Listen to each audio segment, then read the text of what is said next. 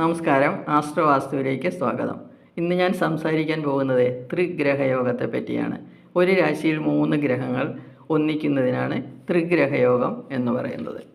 ആത്മകാരകനായ രവിയും ബുദ്ധികാരകനായ ബുധനും ആർഭാടത്തിൻ്റെ കാരകനായ ശുക്രനും ജൂൺ 15 മുതൽ ജൂൺ 29 വരെ മിഥുനൻ രാശിയിൽ സഞ്ചരിക്കുന്നു.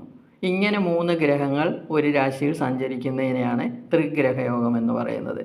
ഒരു വ്യക്തിയുടെ ജാതകത്തിൽ ഇങ്ങനെ ഒരു രാശിയിൽ ബുധൻ, ശുക്രൻ, രവി എന്നിവർ ഒരുമിച്ച് നിന്നാൽ ആ ജാതകൻ വിദ്യയാൽ കീർത്തിക്കപ്പെടുന്നവനായും ധനവതിയും സൗന്ദര്യവും സുഖവുമുള്ളവനായും ഭവിക്കും എന്നാണ് പറയപ്പെടുന്നത്.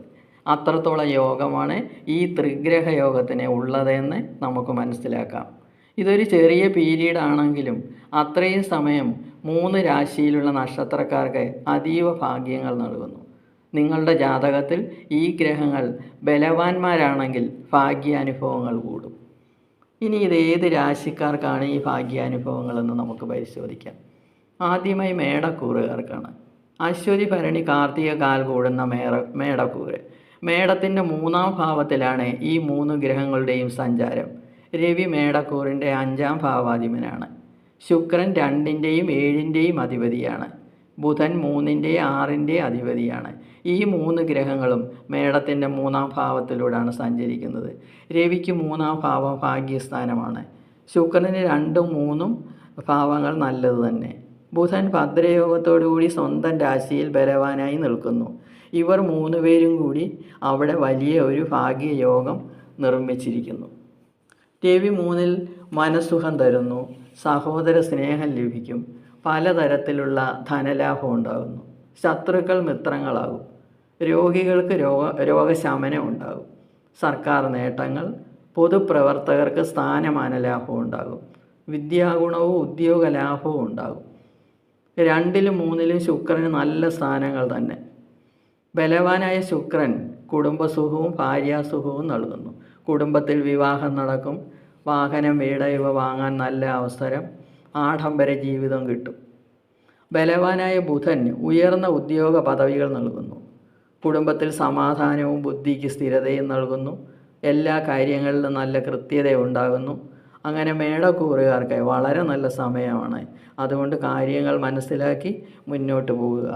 ഉദ്യോഗസ്ഥർക്കും വിദ്യാർത്ഥികൾക്കും വിജയം തന്നെയായിരിക്കും. ഇനി ചിങ്ങക്കൂറിനെ പറ്റി സംസാരിക്കാം. മകം, പൂര, ഉത്തരം കാൽ ചേർന്ന ചിങ്ങക്കൂറ്.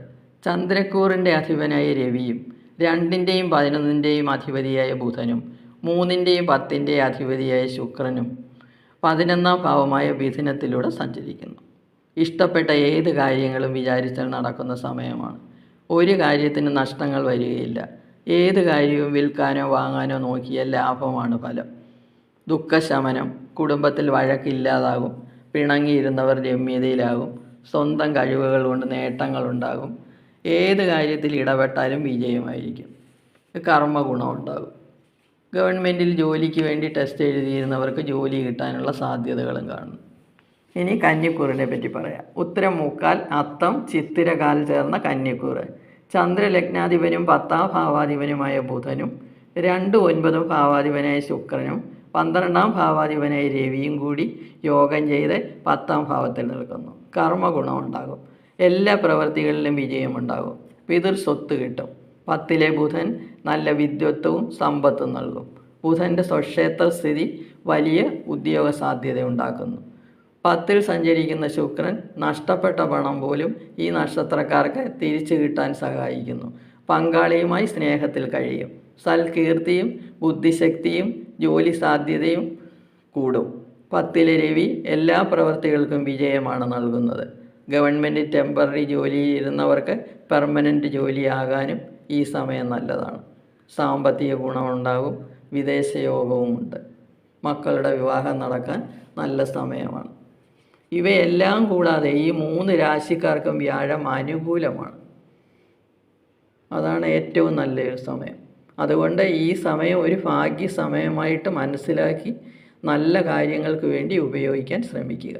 എല്ലാവർക്കും നല്ലത് വരട്ടെ എന്ന് പ്രാർത്ഥിച്ചുകൊണ്ട് നിർത്തുന്നു. വീഡിയോ ഇഷ്ടപ്പെട്ടെങ്കിൽ സബ്സ്ക്രൈബ് ചെയ്യുക. സംശയങ്ങൾക്ക് വാട്സപ്പ് നമ്പറിൽ ബന്ധപ്പെടുക.